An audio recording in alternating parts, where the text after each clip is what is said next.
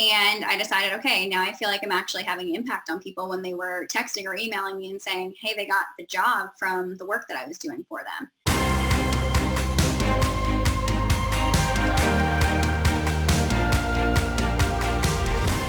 Welcome back to For Entrepreneurs by Entrepreneurs. I am Eric Verdi. With us this week is Erin Andersen.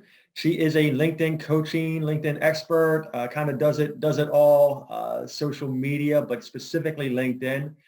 Erin is joining us this week from Atlanta, soon to be moving back to New York. But Erin came to us for her LinkedIn. Something that I am slacking in. There's so many social media platforms out there, and they each serve a purpose. And we'll talk about this during the interview. I think you need to focus on ones that kind of fit your business, fit your personality. And LinkedIn is definitely more for the professionals, the entrepreneurs, connecting. So Erin, thank you for joining us this week. Yeah, thank you for having me. I'm excited to hear more about LinkedIn because I really don't know much. So give our listeners and viewers your backstory before we dig deep into LinkedIn.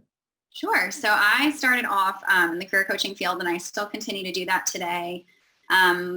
Through career coaching, I found that specifically I enjoyed focusing on LinkedIn profiles and building people's personal brands. So now my whole company is around gaining visibility and through that, really enhancing your personal brand. So whether you're a career professional, if you're a job seeker, if you're seeking that transition, or if you are a small business owner, I specifically focus on how we can shape your personal brand using LinkedIn, right? And so it's separating you from all of your competition and everyone else that's out there. And sometimes when you just land on a LinkedIn profile, there's not much personal branding. It's just people telling you what they did in the past. So that's really my niche area, is making sure that we make you different from your competition, whether you are in corporate or running your own small business. And so how long have you been in coaching, and did you come and do this straight out of college? Like, give us, how you transitioned, because not many people start out and are just entrepreneurs. Right. So no, I went and got my master's in business management at Wake Forest, and we had an area of concentration that we wanted to focus in. And I think the categories were finance and marketing, healthcare, and entrepreneurship. And I automatically X'd entrepreneurship out. I said, it's not for me. That's not what I want to do. I was open to maybe one day being at the working my way up to the C-suite level and being in a higher position, but I always wanted somebody like a board of directors or something over me controlling the final outcome. And then I started off I did a concentration in finance and started off in the corporate banking field, and then moved to asset management in the commercial real estate space. Was there for a couple of years and decided that it wasn't for me. I went through harassment in the workplace and went through a really hard time. It affected my mental health, and I waited too long while I was there to actually get out of it and move on. And so while I was there, I needed some kind of escape. I'm not somebody who typically, I would say during COVID, this may have changed a little bit, but I don't typically binge Netflix shows. I'm not someone who sits and watches TV. I read the news. I don't watch the news. So in my free time, I'm actually binging podcasts. I will say I'm a podcast addict for sure. And I read business books, but I wanted a different outlet when I was coming home after working in numbers all day. And so my strong point has always been, even since I was a kid, is writing. I call myself a wordsmith. That's what I'm really good at doing, and putting, somebody saying, hey, this is what I'm looking to achieve. How can you word this properly so that I get my message across effectively? And I've always been really good at that. And I wanted to put it to use. So while I was in grad school, I was taking a few classes and resumes and LinkedIn, and I was like, all right, I kind of like this. And then people were coming to me because they knew I was a good writer and said, hey, can you check my resume? Can you make it a little bit better? And that's when I went ahead and was like, all right, after school, more people were coming to me, and then friends, and then I wasn't charging, but it was taking me how much time, even though I enjoyed it. So I started while I was in corporate doing resumes, cover letters, and LinkedIn only. Really only started off in resumes and cover letters, which is why my company name started, and now it's going through a transition because I've added so many services. But I realized that I enjoyed having a direct impact on helping people. So when I was working in corporate at a bank, I was working with really big corporate clients that I wasn't having a direct impact on. It was very rare that I even got on a phone with a client directly, if not another bank. So it's not really what I enjoyed. And then I started helping people one-on-one, and I was working pretty long hours. And then I was coming home at night and doing resumes till God knows what time in the morning. And I decided, okay, now I feel like I'm actually having impact on people when they were texting or emailing me and saying, hey, they got the job from the work that I was doing for them. And so again, continued. I started doing more LinkedIn, helping more clients on a monthly basis. And then I left my corporate job last year, 2019 at the end, and I hit a job market of the end of the year, right? We all know this is not moving at the very end of fall into Christmas is not necessarily always the hiring area. I will say sometimes don't get discouraged during that November, December, only because sometimes companies are finishing up final budgeting and they're realizing they have the extra funds to hire one more person before the end of the year. The reason for that is if they don't fulfill that amount in their budget, moving forward in the next year, they aren't going to be granted that amount again. So it's very common that last minute they will fill those positions. So don't lose hope if you are entering the job market sooner or later this fall. But I wasn't really finding an ideal opportunity. It's probably due to my location. I live in Atlanta. There wasn't really anything, there's no company here that I was like, wow, I really am interested in working there necessarily. I did find one that I was interested in. And then I was like, okay, if we move back to New York, I'd be interested in a couple. And then COVID hit, right? So here I was, and not somebody that is going to just sit home and collect unemployment and not do anything and not try. I needed to do something at the same time. So I dipped into professional organizing because I used to do that on the side of banking just for therapeutic purposes. And that's a strength of mine. And then I was like, okay, I have to stay busy. I can't just sit at home all the time. And so that's when I decided to take my company full time just this year, actually. And it's been a silver lining, to say the least. I never thought I'd be an entrepreneur. I never saw it. And when I think back now, people have told me this in the past. They have really good sales skills. I'm a relationship builder. I absolutely love talking to people, interaction. So COVID's my worst enemy, as you can imagine, but virtual networking has really helped. People call me the queen of networking. That, again, I absolutely love it, and that's where I thrive. So I took off with the business this year, and it has been, again, a silver lining of COVID. And I have expanded my services to small business owners, specifically in the LinkedIn space. So I do B2B, and we work on enhancing small business profiles through revamps and strategy sessions and masterminds, in a variety of ways to make sure you're attracting your ideal client and traffic to your profile. All right. That was a lot. Yeah. So let me ask some follow-up questions because I love it. Yeah. So LinkedIn is what you focus on. Yeah. Okay. However, that's a business. That's, you're helping entrepreneurs, small business owners grow their LinkedIn profile with their resumes, cover letters, putting their profile on LinkedIn. Yeah.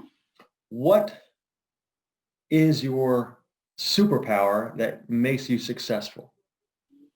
Yeah, I think it really comes down to A, being a relationship builder, and B, being in these people's shoes before, right? So whether someone comes to me and they're a career coaching client, I've been there, and whether they're a small business, I've been there too. So I understand the backstory of the struggle of the job search, and I also understand being a small business owner and trying to really narrow down your niche area that you're focusing on. I think that sometimes people come to me and they're like, well, I do this, this, and this, and this. And we're like, okay, but what are you going to use LinkedIn for? Because you might use Instagram for this aspect of your business, but what are we going to focus on LinkedIn specifically? So I really work on, okay, well, tell me everything that you do, tell me everything that you're good at, and let's build your personal brand and focus on really one or two areas on LinkedIn. Awesome. So what breakthrough have you had since you've kind of gone to your superpower to LinkedIn? To what breakthrough have you had? Oh, good one. Personally or professionally? Yeah, I guess personally, I guess this is a good example. The other day, I'm on so many networking calls, and it's always surprising me when people don't have filters, because I think I have a pretty good filter. And I was on a call, and someone asked me what I did previously and then what I got into, and they kind of heard what I did, and they assumed I wasn't making anywhere near what I was in banking, and I've actually surpassed that. And so they were so shocked by it, and they were like, you do that? And then it was followed up by, and you're 26 years old, how could you be a career coach? Meanwhile, I've gone through more things in corporate than some people have in 20 years. And it's I'm not just a career coach, right? I focus on helping people that went through the same things that I did and empowering them to actually leave the workplace. And I've done the training for it too. So it's not like I've just, up and decided to be a career and LinkedIn coach. I've gone through excessive career and LinkedIn coaching. Cool. All right. So you're dropped off on a desert island. Okay. You've got a computer, laptop, cell phone, whatever. You've got a network of people, or you have access to social media. If you were starting your business over from scratch, okay, and you kind of have been, and you're in this for a few years, but if you were starting over from scratch, or if you were advising a small business owner, you can take this either direction. What does day one, week one, month one look like? Good one. Maybe day one would be spending more time on really narrowing down what my own brand is. So I focus a lot on other people's brand, and I've gotten good at that because I had to dive into it about halfway in. But I think narrowing that from day one, because it would have been more successful right off of the bat, knowing who my ideal client was. I think a lot of the time we're saying we want the work and we want the business and we want the client. So we just say, sure, we do that. We do that area. And it's not, I could do LinkedIn for anybody, right? I can make any profile, but month one or week one would be, okay, well, who are the ideal clients that you like? Who do you want to work with? You have to be interested in their business in order to make a good LinkedIn and do the right copy for it. And then also saying no to clients is the biggest one. If you don't feel a good vibe on a call, or you're having a conversation, or you're already starting to pick up on issues through email, shut it down. Say that you're not a good fit and make a good recommendation for that person. I have had several clients where it's just dragged on and you end up losing money throughout the process. You're never going to make certain people happy, and you need to identify that early and go with your gut feeling. So I come to you, are you writing copy for me? Are we doing a client intake? I'll piggyback onto that question. Like, what's the first 2 weeks to a month look like with a new client then? Yeah, so it's a pretty quick process if they already have the copy done. Most of the clients do not. So I have one client that I recently worked with. She has everything done, but I do the copy only specifically for LinkedIn. So there's usually, if they don't already have a website or social media up and running that I cannot use moving forward, we'll do a strategy session in the beginning, and they'll really tell me, okay, well, what is it that you do? What is it you're looking to portray on LinkedIn? And that's when I go ahead and formulate it. So it's usually about a 2 week to a month process. It just depends on client communication. Okay. So Erin, are you teaching this to anybody, or are you just taking new clients? Yeah. So do you have any courses or? Okay. Yeah.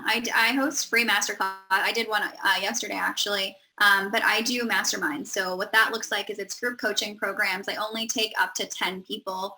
Reason for that being is I'm sure we've all been in programs where we end up being in these groups where we all have questions that we're maybe intimidated to ask because there's 25 people on the call, or especially now with virtual, if you want to call it virtual networking, it's hard to raise your hand until, someone else is always speaking. So yep, I do masterminds only up to 10 people. And so it's called LinkedIn in 21 days. And we focus on 3 weeks of group coaching.